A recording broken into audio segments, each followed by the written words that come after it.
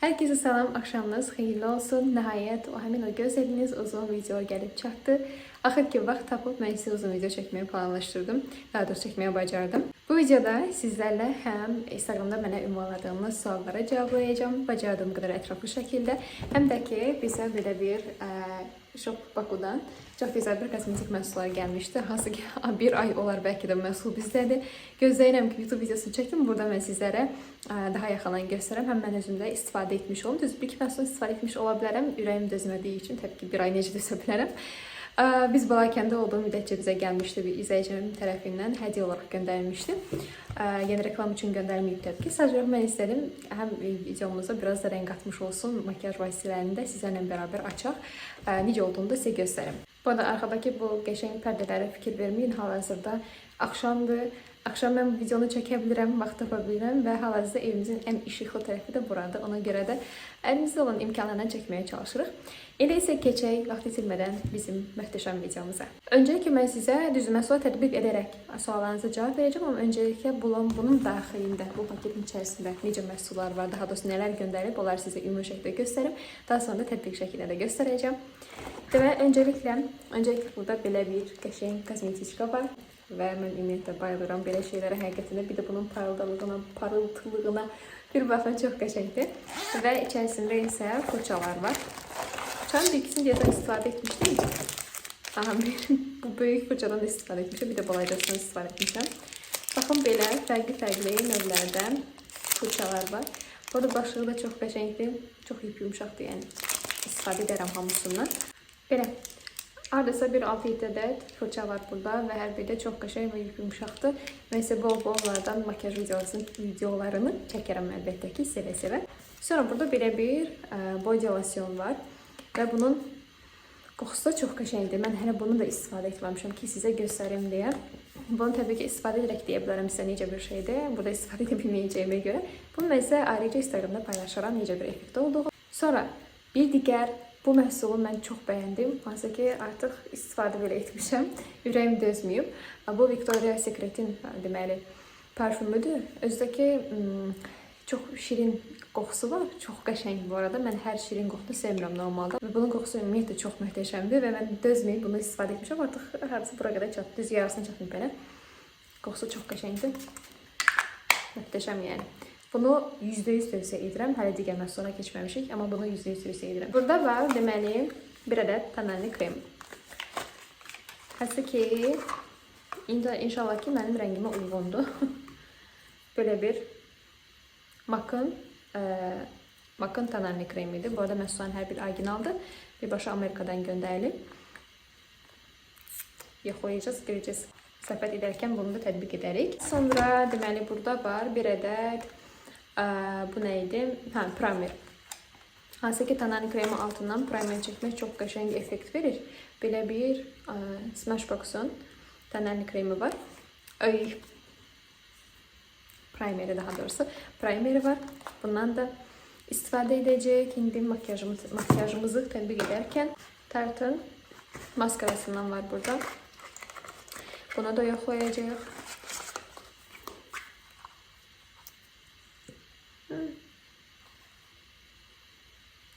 Belə bir maskarası var. Baxaq, mənim ümumiyyətlə maskaradan gözləntim sadəcə olaraq kirpiklərin qaldırmasıdır və gün ərzində həmin formada da saxlamasıdır. Mənim hal-hazırda istifadə etdiyim bir deməli maskaram var, tuş deyək, var ondan və onu çox sevirəm. Çox bəyənmişəm bu arada effektini də. İstəsəz Instagramda paylaşaram sizin üçün. Bu nədir? Bu isə qaş üçün. Karandaş kimi bir şey yəni. Bu qaş üçündür. Düz mənim qaşlarıma o qədər də çox şey ehtiyac olmur. Qaşlarım qalındır deyə. Baxın bu formada belə bir qaşları sabitləmək üçün çox gözəl bir şeydir. Belə ağ görünməsinə baxmayın. İstifadə edəndə qəhvəyi rəng olur. Güzel. Bu tərəf nədir? Bu tərəfi də belə bir fırça kimidir. Baxın. Belə fırça kimidir. Bir tərəfi karandaş, bir tərəfi də fırça kimidir. Bunu da istifadə edərək. Burada belə bir booster var, üz üçün tətbiq etməyə. Heç istifadə etməmişəm indiyə qədər bu serlərdən. Ona görə də bir o qədər məlumatım yoxdur düzü. Sonra belə bir MAC-ın dodaq boyası. Burada rəngi çox qəşəng görünür. Çox qəşəngdir. Baxın, belə bir rəngi var. Özü də parıltılıdır biraz. Bunu da istifadə edək. Bu düzündə heç bir makyaj falan heç nə sürtməmişəm. Şu dodaq boyası da sürtməmişəm ki, buradakı məhsullardan istifadə edərik deyə. Bir də belə bir deməli highlighter var.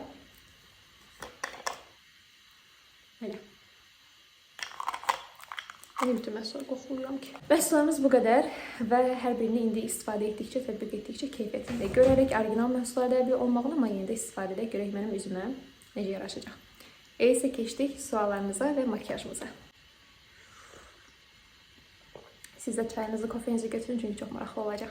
Deməli, ilk və ən çox gələn suallardan birincisi necə tanış olmuşuq. Bununla bağlı bizim YouTube kanalımızda uzun bir video var.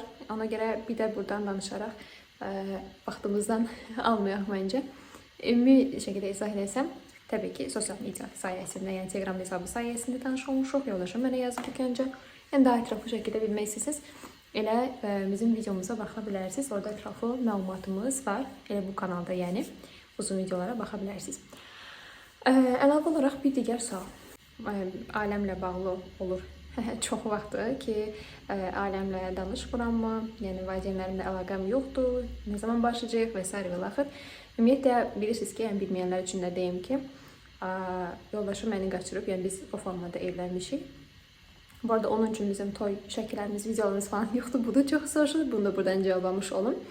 Və normal olaraq da, yəni bu prosesi bilənlər də bilir ki, bu sadəcə bir süreçdir. Yəni, bəzən o formada, necə deyirlər, iradlar gəlir, qınaq obyektinə tutuluruq ki, necə deyim, bir oğlana görə ailəni atmaq olmaz və s. və axır. Burada ümumiyyətlə ailə atılmasına söhbət gedə bilməz. Sadəcə mən seçim arasında qalmışam və mən öz gələcəyim üçün, öz xoşbəxtliyim üçün bir seçim eləmişəm və bunun üçün də peşman deyiləm təbii ki. Və hal-hazırda da bu bir, necə deyirlər, süreçdir. Yəni, olacaq bir şeydir zaten. Bu o demək deyil ki, heç bir zaman danışmayacaq. Bu o demək deyil ki, heç bir zaman bizim əlaqəmiz olmayacaq. Ümumiyyətlə, onlar məni həyatımdan silib və yaxud da ki, mən onları həyatımdan silmişəm. Belə bir şey yoxdur. Əlbəttə ki, bu sadəcə dediyim kimi bir süreçdir və bir müddətdən sonra təbii ki, hər şey öz qaydasına düşəcək. Bunun da bir zamanı var. Yəni, hal-hazırda danışmırıq ki, bu demək deyil ki, ömrümüzün axırına qədər danışmayacaq. Belə bir şey ola bilməz. Əlbəttə ki, mən onların övladıyam, onlar da mənim valideynlərimdir. Ümid edirəm ki, bunu burada bağlamış olarıq. Hər dəfə mən sual-cavab paylaşanda bununla bağlı suallar çox gəlir. Ona görə də ümumi şəkildə cavablamaq istədim ki, yəni bizi qınamanızın bir mənası yoxdur bu dəqiqə. Və Tanani kremdə istifadə edim. Üzümə çox ağ qaldı. Bilməm, bu dəqiqə axşam da deyə bu qədər çox ağ görsənir Tanani krem. Bunu hətta üzümə daha doğrusu hopduracaq da. Əncəki fırçayla yayıram.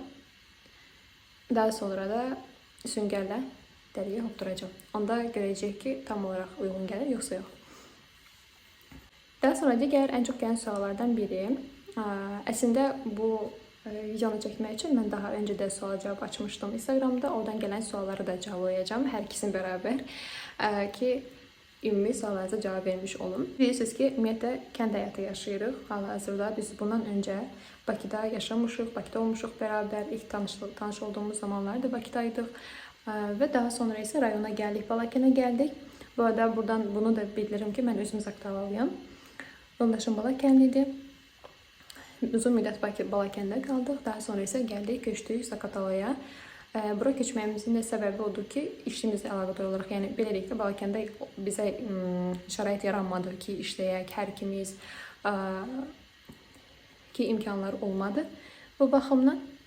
Amma Zaqatalada biz bu şəraiti tapdığımız üçün ona görə bura keçmək qərarını aldıq. Həm də ki, daimi şəkildə zaten vloglardan da görürsünüz ki, hər dəfə əməkdaşlıqlarla bağlı olaraq belə biz Zaqatalaya çox gedib gəlirdik. Və bu da istərsəniz bizi çox xərcə salırdı. Hər dəfəsində, yəni Balakəndə Zaqatalaya gəlmək, getmək, bəzən axşam qayıdırdıq, axşam qayıdanda da taksi ilə getməli olurduq. Ona görə də təbii ki, bir dəfəlik Zaqatalaya köçdük ki, də burada olaq. Bu arada bir şey də bölüşüm sizinlə. Süngərlə Tanani kremi hopdurmazdan öncə onu isladım. Belə, hətta deməli, sabitləyici spreylə də islada bilərsiniz. Onda daha yaxşı olur. Həm də ki, parıltılı olur. Bu arada baxın, hopdurduqca artıq üzümə uyğunlaşır. İlk dəfə tədbiq edəndə çox ağ görsənirdi. Sonra, Və biz o kəndə qaldığımız sürəcə bilirsiniz ki, qaynana-qaynatamla, yəni yoldaşımın ailəsinə bərabər, ailəmizdə bərabər qalırdıq. Və onda çox sual gəlirdi ki, mənə qaynana-qaynata ilə qalmaq çətindirmi? Ümumiyyətlə tövsiyə edərsinizmi və s. və axır. Əsasən də evlilik ərəfəsində olan xanımlar bunu məndən soruşurdu. Ümumiyyətlə bir şey vurğulayım ki, sizin yanınızda olan insanlardan çox şey asılıdır. Yəni mənim üçün onlarla bərabər yaşamaq çətin deyildi. Çünki hər biri çox anlayışlı bir insanlar idilər. Və elə insanlar olur, təbii ki, başa düşürəm sizi, hər şeyə söz atan, mız atan və s. Elə olanda da təbii ki, insan yaşamaq istəmir elə insanlarla bərabər. Yəni sizin çevrənizdə olan insanlar necədirsə, əgər siz o müddətdə elə uyğunlaşa bilirsiniz. Hər an, hər dəqiqə yanınızda deyinən insanlar var. Təbii ki, ora ən qəşəng şəhər, ölkə belə olsa, siz yenə istəməyəcəksiniz ki, orada qalasınız. Mən özüm də təbii ki, kənddə böyümüşəm, Saqtalada kənddə böyümüşəm. Və buna görə də mənim üçün kənddə yaşamaq təbii ki, çətin məsələ deyil. Amma yenə də deyirəm, çevrədəki insanlardan çox şey asılıdır. Bir ara hətta çox soyumuşdum mən ümumiyyətlə rayondan, kənddən. Heç istəmirdim qayıtmağı evlənmədən öncə. İstəmirdim ümumiyyətlə gəlim qayıdım bura. İstədim ancaq ki, Bakıda yaşayayım. Amma sonradan fikrim dəyişdi. Bunun dəyişməsinin səbəb təbii ki, evliyim oldu. Yoldaşımla tanış olmağım oldu. Və ilk başda biz rayona qayıdanda burada ailəsinə bərabər qalmaq təbii ki, mənim üçün də biraz çətin olurdu adaptasiya məsələsinə görə. Çünki bilmirdim necə insanlardılar, hələ o qədər də tanış deyildim. Yaxından sadəcə bir-iki dəfə görmüşdüm, belə 1-2 saatlıq. Ondan sonra da Bakıda yaşadıq, yəni biz. Bakıda yaşayırdıq daha doğrusu. Ona görə də bərabər olmadığımız üçün çox da o qədər yaxından tanımırdım. Və başlanğıcda mənim üçün də çətin olurdu. Amma sonradan artıq gördüm ki, yəni onların ümumiyyətlə mənə qarşı olan rəftarı, dəyəri, diqqəti, hər şeyə dəyər həqiqətən də çox gözəl insanlardır hər biri. Və ona görə də adaptasiya olmaq asanlaşdı mənim üçün və getdikcə daha da rahat oldum. Öz evimdəki kimi hiss etmək teması, yəni elə bir şey. Daha rahat oldu uyğunlaşmaq. Bu arada makyaj tamamlamaq üçün məndə olan paletdən istifadə edirəm. Bu da mənə göndərilən fırçalardandır. Hansı ki, istifadə olması çox asandır bu arada. Çox rahat yaymaq olur. Bilməm nə qədər effektini göstərə bilirəm. Axşam vaxtı videonu çəkdiyim üçün artıq yola verək. Neyniyərik? Yəni qısacası yaşadığımız mühitdən, çevrənizdəki ailənizdən, daha doğrusu çevrənizdəki insanlardan çox şey asılıdır. Sizin onlarla yaşaya bilib bilməyəcəyiniz. Mənim üçün başlanğıcda dediyim kimi adaptasiya olmaq məsələsinə görə çətin oldu, amma sonradan zamanla öyrəşdim və daha da necə deyim asanlaşdı mənim üçün. Yəni mənə görə problem deyil artıq bərabər qalmaq, tək qalmaq və s. Mən bu necə deyirlər mərhələni artıq keçmişəm. İndi isə bu tuşdan istifadə edəcəm, görək effekti necədir. Və digər sual nə idi? Əslində bununla bağlı həm suallar çox gəlirdi, həm də ki necə deyirlər, iradlar çox gəlirdi. Hansı ki, cehiz məsələsi ki, nəyə görə mən cehiz aparmamışam. Bu arada, effektinə baxın. Çox gözəldir. Hələ, yəni birinci bir dəfə tətbiq edirəm hələ ki. Toxunmuşam yəni sadəcə. Amma aradakı fərqə baxın, çox gözəldir. Favori tuşum olacaq artıq. Demək, bu tartan tuşu idi bu arada. Belə göstərirəm, şəklini çəkəsiniz. Şəklini çəkin. Səhvəni də zaten paylaşacağım. İstəsiniz oradan da ala bilərsiniz. Yəni, mən çox bəyəndim həqiqətən də. Deməli, cehiz məsələsinə gələndə, yəni bayaq da dediyim kimi, bizim adət-ənənəyə görə toyumuz olmayıb. Ona görə də cehiz aparmamışam. Amma belə olsun adət-ənənə ilə toyumuz. Mən bəzən bir şey anlaya bilmirəm ki, bir insan, daha doğrusu ailədə niyə bir gəlinə, qıza cehizə görə dəyər verilməlidir? Əgər ki, mənim getdiyim ailədə mənə gətirdiyim cehizə görə, onun varlığına, yoxluğuna və yaxud da ki, nə qədər bahalı, ucuz olduğuna görə mənə dəyər veriləcəksə, ümumiyyətlə verilməsin. Və biz öz əlimizdə olan imkanlarla otağımızda dəyişiklik edəndə də çox iradlar gəlirdi ki, yəni, nə bilim, fədakar ol, davranırsan, niyə evdəkilər sənə heç nə alıb vermir və s. və axır. Yəni, biz bunu istəmirik hal-hazırda. Nəyə görə istəmirik? Çünki öncəliyimiz fərqlidir. Biz artıq hal-hazır işimiz, necə deyirlər, yavaş-yavaş qaydasına düşür. Hər ikimiz də işləyirik artıq. Bir neçə gəlir yerimiz var demək olar ki. Və o deməkdir ki, get-gedə daha da yaxşıya doğru gedir əlbəttə. Başlanğıcda çətin ola bilər, bu normaldır. Biz harasa bir ay yarımdır ki, artıq Saqtalaya köçmüşük. İlk başlayanda, harasa köçəndə, yerimizi, məkanımızı dəyişəndə əlbəttə ki, müəyyən qədər bir çətinlik ola bilər maddiyyat baxımından. Amma getdikcə daha da yaxşıya doğru gedir əlbəttə ki, bu müvəqqəti bir çətinlikdir. Və bizim də məqsədimiz öncəliklə ev tikməkdir. Sıfırdan istəyimizə, öz belə deyək də, zövqümüzə, dizaynımıza uyğun formada ev tikməkdir.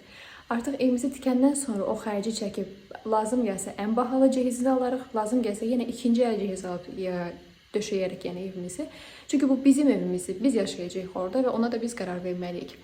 Yəni bu kənar müdaxilələrə məncə düşünürəm ki, qapalı bir mövzudur. Şəxsən mənə görə.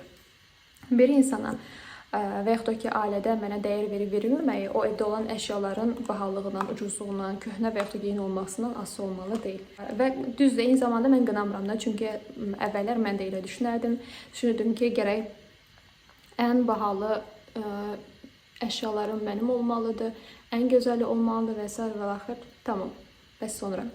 Əgər ki, belə deyək, villada yaşayırsan, amma o evdə huzur yoxdursa, o evdə bir xoşbəxtlik yoxdursa, səni sayan bir insan yoxdursa, o əşyaların inan ki, hər hansı bir dəyəri də qalmır. Biraz, necə deyərlər, deyəcəksiniz ki, sevgi qarın doyurmur.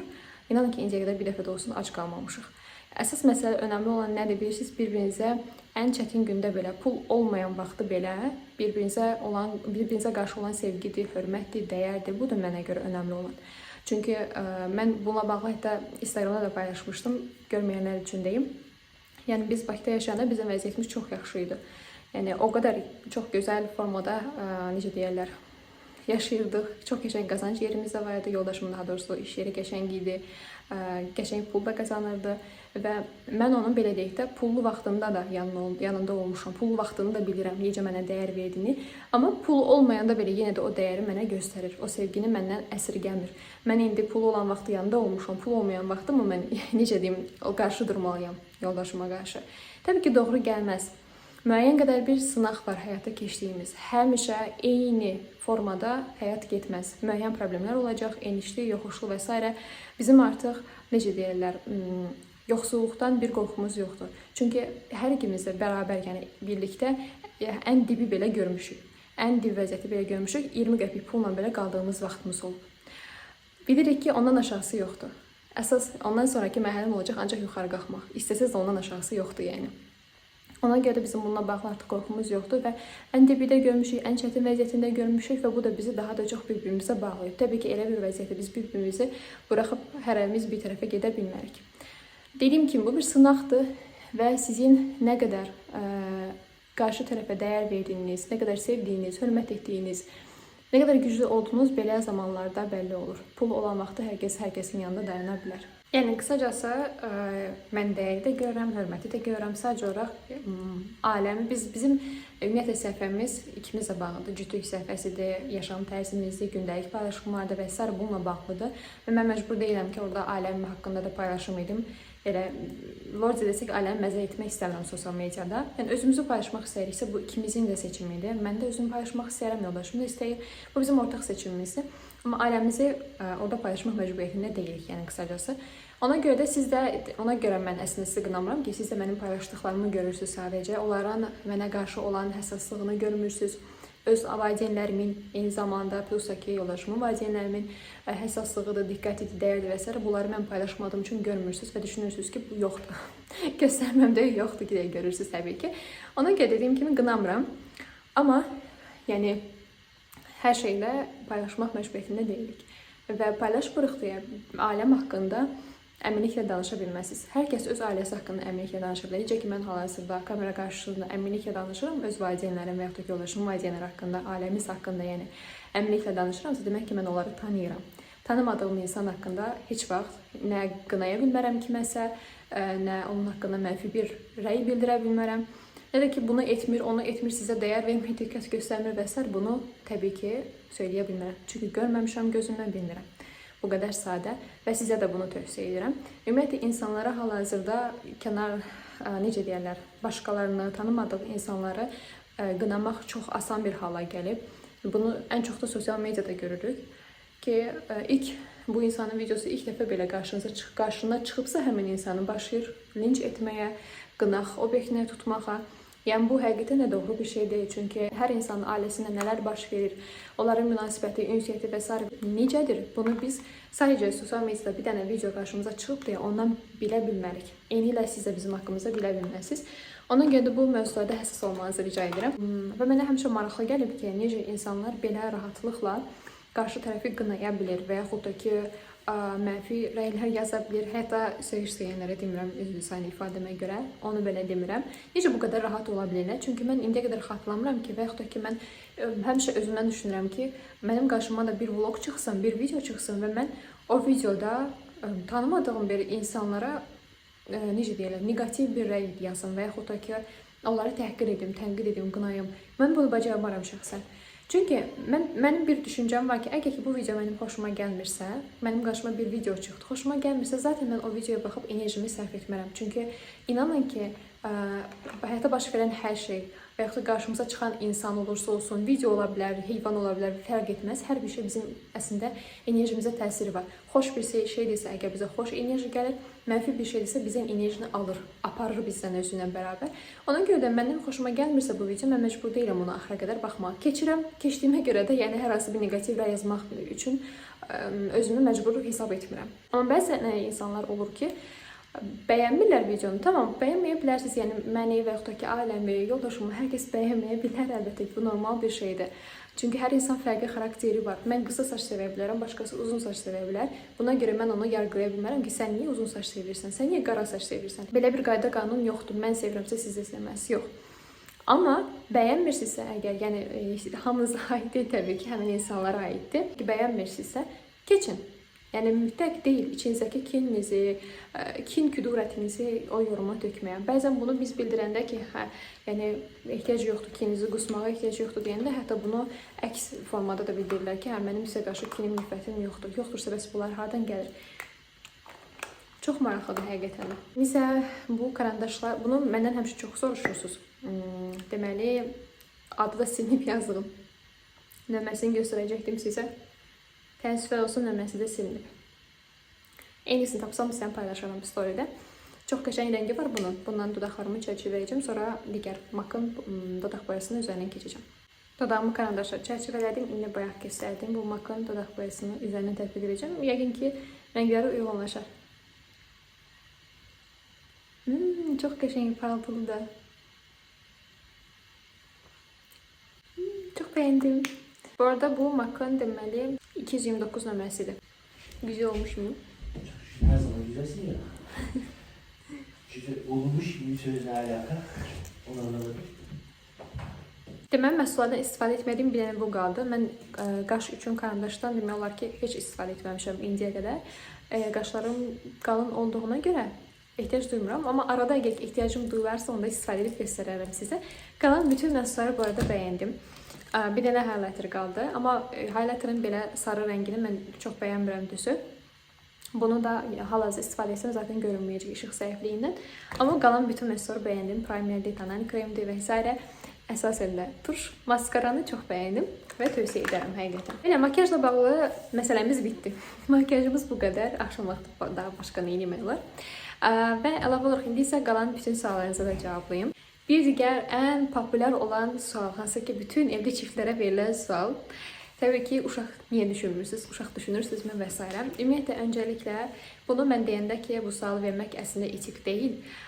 Çoxu zaman insanlar düşünürlər ki, nəyə görə etik olmasın, yəni. Çünki ona görə ki, çünki bu bizim, yəni evli çiftlərin, cütlüklərin bir seçimidir, bir qərarıdır. Onlar bunu həyata keçirirlər. Yəni bu bizim məsələmizdir, şəxsi məsələmiz, yəni qısacası. Bunu necə deyirlər, bu qədər normallaşdırmaq məncə doğru deyil. Çünki önəmli məsələ, önəmli qərarlardan biridir bu. Yəni mən necə deyim, bu elə bir şey deyil ki, həm mən qərar verirəm, gedirəm mağazadan highlighter alacağam. Bu elə bir şey deyil ki, həm mən highlighter almağa nə vaxt qərar verirəm, niyə istəmirəm, nə zaman istəyəcəm. Bu belə adi bir sual deyil, yəni uşaq məsələsidir. Nə qədər məsuliyyətli olduğunu məncə analar, valideynlər bunu daha yaxşı bilər. Və əlavə olaraq da mövzu bağlansın deyə sırf burada nəyə görə seçim, daha doğrusu hələ ki biz bunu istəmirik. Bunu ümumi şəkildə cavablayım. Çünki bizim öncəliklərimiz fərqlidir hal-hazırda. Biz öncə baxırıq ki, tamam, biz hər ikimiz gənc, yəni hər ikimiz deyəndə biz gənc bir ailəyik. Hələ 1 il yarım demək olar ki, evliyik. Yəni biz 10 il, 15 ili belə deyim, arxada qoymamışıq ki, hələ də uşaq istəməyək. Təbii ki, istəyirik uşağı, amma hər şeyin bir zamanı var. Biz öncə baxırıq ki, biz özümüzü necə saxlaya bilirik. Biz öncə baxırıq ki, biz problemlərin üzərindən necə gəlirik, necə həll edirik. və yaxud da ki, hər hansı bir sıxıntımız varsa, onun üstəsindən necə gəlirik? Biz bir-birimizə necə dəstək oluruq, necə dayaq oluruq? Biz öncəki buna baxırıq. Çünki evlilik də məsuliyyət tələb edən bir şeydir. Və əlavə olaraq da daha da yaxından tanımaq üçün bizə fürsət olur. Bəzən təzə evlənən çiftlərin, yəni cütüklərin mən düşünürəm ki, etdiyi ən böyük səhvlərdən, ən böyük demək, etdiyi səhvlərdən biri dərhal uşaq dünyaya gətirmələridir. Düzdür, hər kəsin seçiminə hörmətlə yanaşıram. Hər kəsin maddi olsun, maddi vəziyyəti və yaxud da şəraiti eyni olmaya bilər əlbəttə ki. Əgər ki, hər şey qaydasındadırsa, əgər niyə də olmasın, dərhal yəni övlad dünyaya gətirin. Bu seçimdən asılı olan bir şeydir. Amma bəzən görürəm ki, daha çox mən bunu yoldaşım tərəfdən də görmüşəm, onun yaxınlarında, dostlarında və yaxud da ki, öz tərəfimdə, yaxınlarımda görmüşəm, tanışlarda da demək olar. Ki, hansı ki, sən zaten borc xərc içərisində evlənmirsən, şaxşahalı toy eləmirsən. Biz misal sarayda toy eləməmişik. Yəni istəmirəm də. Yəni nə yalan deyim, istəmirəm də. Etsə kiçik bir partiya kimi bir şey edə bilərik. Sırf çəkiliş etmək istəyirik toy üçün. Gəlinliklə və s. çəkiş etmək istəyirik təbii ki, bunun planımızda var. O zaman da kiçik formada qeyd etmək olar, yəni dostlarla. Amma da kreditə girib də, xərcə girib də, necə ki o insanlar vardı ki, hal-hazırda kredit o qədər çox, nə bilim, cehiz almaq o qədər bahalı deyil. Aylıq 50 manat, 100 manat, 200 manat və s. sizin üçün adi gələ bilər, bizim üçün böyük bir məbləğ ola bilər. Eyni zamanda bu tərəfdən də baxmaq lazımdır. Və mən məcbur deyiləm ki, kreditlə cehiz yığım evə və yaxud da ki, ailəmizi kreditə borca xərcə salıb şaşalı toy eləyək. O da məcbur olan bir şey deyil. Hər nəysə, zaten insanlar borc xərclə o toyu eləyirlər və o borclar bitməmiş, bütün o bitməmiş bir də övlad dünyaya gətirib əlavə olaraq o borcu 2 qata yüksəldirlər. Çünki hal-hazırda zaten uşaq böyütmək bilirsiniz ki, o qədər də asan deyil, maddiyyat tərəfdən deyirəm. Düzdür, şərait çox ola bilər, uşağı, necə deyirlər, böyütmək üçün vasitələr, nə bilim, əşyalar və s. bu tərəfdən baxanda təkmilləşmiş ola bilərik. Amma hər şey bahalaşır getdikcə, ona görə də düşünürəm ki, heç də asan deyil. Və bizim də istəyimiz odur ki, ümumiyyətlə bizim yoldaşımla bərabər, yəni bir çox fikirlərimiz üst-üstə düşür. Eyni zamanda övlad məsələsində də üst-üstə düşür və bizim hər ikimizin istədiyi şey odur ki, biz maddiyyatımızı yaxşılaşdıraq və övlad dünyaya gələndən sonra zamanımızı onunla keçirək. Mesela ata işə getdi, mən ancaq baxmalıyam. Yəni yoldaşım işə getdi, mən ancaq baxmalıyam uşağa. Və yaxud da ki, mən işləyəm, yoldaşım ancaq baxmalıdır. Və yaxud da biz onu nənə babasının yanına qoyub biz getməliyik işə və s. bizdən uzaq qalsın. Biz bunu istəmirik. O uşaq bizimdirsə, əgər məsuliyyətini öz boynumuza almaq istəyiriksə, şəxsən mənim düşüncəm bu tərəfdəndir. Və eyni zamanda dediyim kimi, yəni neçə övlad olursa olsun fərqi yoxdur. Onunla biz özümüz zaman keçirmək istəyirik. Oyunlar olsun, gəzinti olsun, heç bir fərqi yoxdur. Yəni daima övladlarımız bizi öz yanında hiss eləsinlər. Bizə güvənsinlər. Yəni biz bunu istəyirik həqiqətən də. Bu baxımdan, necə deyir, bu baxış açısında insanların fikirləri bəlkə də fərqli ola bilər. Sizin də fikirləriniz fərqli ola bilər və biz bunu anlayırıq. Çünki hər kəsin eyni düşüncəyə sahib olacaq deyə bir şey yoxdur. Bizim tərəfimizdə olanlar da ola bilər, qarşı olanlar da ola bilər, anlayıram. Vaxt keçir, sonra istəməyəcəksiniz, sonra olmayacaq və s. və axı bunu deyənlər də var. Olmasa o qədər uşaqlar var ki, yiyəsiz onlardan birini götürüb də saxlayaraq, bu problem deyil. Ümid edirəm ki, bu mövzu bağlandı və hətta belə, necə deyərlər, çox mədəniyyətsiz formada və heç utanmadan belə sizin uşağınız olmurmu sualı verən insanlar da olur və mənim bu suala verəcək heç bir cavabım yoxdur. Çünki sual çox, necə deyərlər, normal bir sual deyil. Yəni, bunu necə insanlar bu qədər rahatlıqla verə bilirlər, mən bunu anlaya bilmirəm. Qısacası biz özümüz istəmirik hələ ki. Ümid edirəm ki, bu məsələ də bağlanar. Keçək digər sualınıza. Bu arada hazır belə uzun video çəkmişkən. Gəl sən də göstər. Ne? Sən deyirsən, YouTube videosu çəkirəm.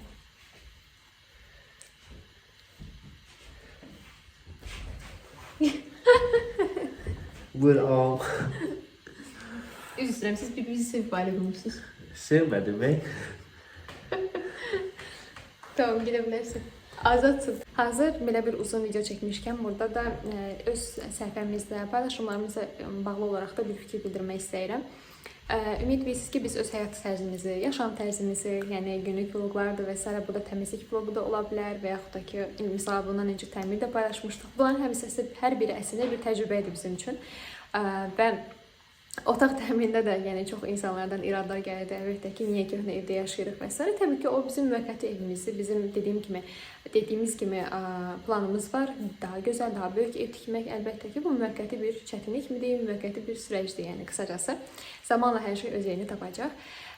Və bizim paylaşımlarımız, daha doğrusu biz paylaşımlar edərkən bəzən insanlar düşünə bilər ki, hər kəs bizim kimi yaşamalıdır. Gənclərə yanlış örnək olmaq tipində bir yorumlar da gəlirdi bizə.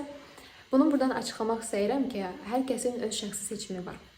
Mən bu formada ailə qurmuşamsa, əgər evlənmişəmsə, əgər bu demək deyil ki, hər kəs bunu etməlidir. Və yaxud da ki, qoşulub qaçıb, yəni evlənən xanımların hər biri də xoşbəxt deyil. Hər kəs xoşbəxt olacaq. Bu formada evlənib deyək də, hər kəs xoşbəxt olacaq deyə bir şey yoxdur. Və yaxud da ki, hər kəs bədbəxt olacaq deyə bir şey yoxdur. Necə ki, xeyir dua ilə gedənlərin hər kəsi xoşbəxt deyil. Nə qədər bədbəxt olan ailələr də var əlbəttə. Bu mövzulara ümumiyyətlə daxil olmuram. Və əlavə olaraq da düşünmürəm ki, biz gənc nəslə yanlış örnek olaq və yaxud da gənc ailələrə, gənc qızlara, oğlanlara və s. yanlış örnek olduğumuzu düşünmürəm. Biz daha çox səmimiyyəti bölüşürük insanlarla. Biz daha çox reallığı bölüşürük insanlarla ki, sosial mediada biz səhifəmizi böyüdürük və yaxud da sosial mediada biz vloger olmuşuq, vlogerliyə doğru gedirik, daha da böyütmək istəyirik səhifəmizi deyə məcbur deyilik ki, olmayan şeyi göstərək. Məcbur deyilik ki, yaşadığımız yer villaya bənzəsin.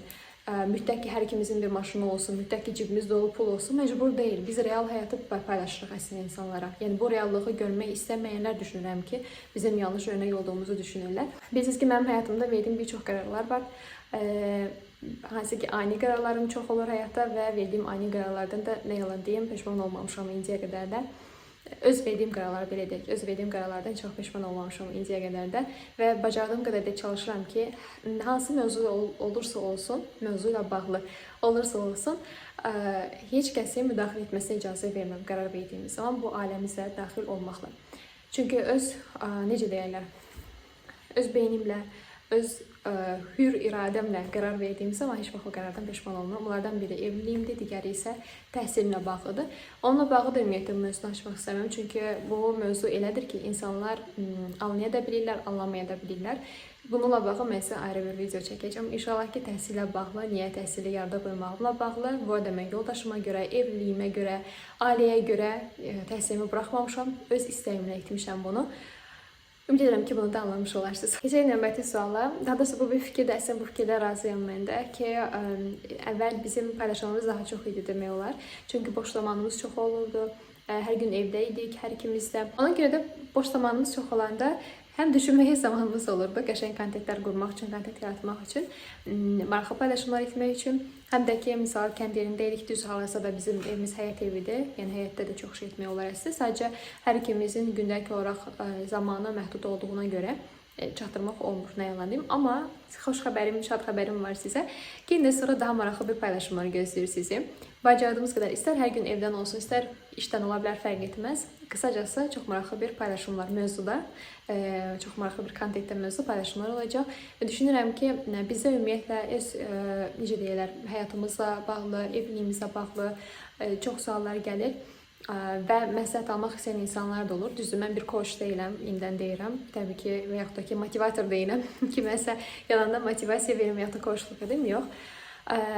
Düşünürəm ki, insanın həyatda aldığı təcrübələrdən aldığı o dərsləri də əgər ki, paylaşarsa, başqaları üçün də bir ilham ola bilər. Və yaxud da mənim keçdiyim yolu hal-hazırda keçmək ərəfəsində olan insanlar ola bilər. Onlar üçün faydalı ola bilər. Qısacası sizlərə faydalı ola biləcək mövzularda yenə sonra paylaşımlar gələcək. Odur ki, izləmədə qalın. Daha çox Instagramda da bununla bağlı paylaşımlar eləyəcəm. Günlük rutinimizlə bağlı bunu deyə bilərəm ki, hər ikimiz işdə oluruq. Hal-hazırdakı günlük yükümüz bundan ibarətdir. Mən özüm bilirsiniz ki, 3 işdə çalışıram. Həm rəsm müəllimliyi edirəm, həm rəqs müəllimliyi, həm də ki, mağazada da çalışıram. 3 sahənin üçü də mənim necə deyirlər, ruhuma yaxın olan bir sahədir. Desəz ki, tamam, rəsm və rəqs ruhuna yaxın ola bilər, mağazada işləmək nəyə görə sevirsən? Çünki mağazada olan, satılan şeylər geyimdir. Mən də geyimləri çox sevirəm. Sizə kombinləmək olsun. Görürsünüz ki, zaten idarə etdiyim, yəni mağazanın səhifəsini izləyənlər bilir ki, orada mesela çox paylaşımlar mən edirəm. Çox deyəndə ümumiyyətlə səhifənin idarəsi məndədir. Və kombinlər paylaşırıq orada. Həm tək öz fikrimlə olan kombinlər var, eyni zamanda mağaza sahiblərlə bərabər olan kombinlərimiz var və bu mənə misal maraqlı gəlir. Mən ümumiyyətlə geyimlə bağlı paylaşımları çox sevirəm. Bundan öncə də mən sosial mediada deməli səhifə işlətmişəm. Öz profilim var idi, şəxsi profilim. Orada da mən geyimləri, kombinləri falan paylaşardım. Çünki mən bunu sevirəm. Eyni zamanda makyaj da sevirəm təbii ki. Əlavə olaraq da rəsm və rəqs müəllimliyi isə, rəqs isə mənim uşaqlıqdan, necə deyim, xəyallarımdan biridir. Hansı ki, hər ikisi üzrə çox gözəl yerlərə gəlmək. Mən də rəqs üzrə əvvəllər də uşaqlara öyrədirdim məktəb vaxtlarında. Ki, tədbirlər üçün, mən tədbirlərdə özümü iştirak etmişəm çox. Oralarda da rəqs edərdim. Düzdür, bunların bir çoxunu demək olar ki, paylaşmamışam sizinlə. Çünki məndə qalmayan videolar çoxdur əvvəlki vaxtlardan. Rəsmlə əlaqədar olaraq isə mən 6 il rəsm üzrə təhsil almışam. Kurslara getmişəm, müəllimə o qədər getmişəm. Yəni, belə deyim ki, çox zamanımı sərf etmişəm rəsmlə bağlı və hal-hazırda öyrədəcək dərəcədə bilirəm. Rəqsi də eyni zamanda. Hər ikisi üzrə də hal-hazırda tələbələrim var, maşallah olsun. Dördüncü işdə hətta sosial mediada, yəni vloggerdir ki, hansı ki, paylaşımları da mən edirəm, çəkilişlərdir, onları düzəltməkdir, səsləndirmədir və s. O da mənim boynumadır. Ona görə də demək olar ki, 3 yox, 4 dənə işim var hal-hazırda. Çünki hər 4 sahənin 4-ündə də gəlir yerimiz var. Əlavə olaraq da yoldaşım, bu arada sual vermişdiniz, yoldaşım da Oba Marketdə işləyir hal-hazırda. Neysə, gələk sosial mediayla bağlı olan suallara. Hansı ki, mesela bizdə şəxsdə də çox soruşulur ki, sosial mediada, yəni Instagram səhifəni tutaq ki, böyütsəm, 10.000 izləyiciyə, 20.000 izləyiciyə çıxsam, daimi şəkildə pul qazana bilərəmmi? Ümumiyyətlə, sosial mediada, yəni əsasən yəni Instagramda belə bir şey yoxdur ki, siz tutaq ki, çox kütləniz var, yəni deyək ki, 50.000 izləyiciniz var. Və hər paylaşdığınız videoya görə pul götürmək məsələsi. Belə bir şey yoxdur Instagramda, sosial mediada ümumiyyətlə. Belə bir şey ancaq YouTube'da var. Hansı ki, YouTube'un da öz şərtləri var.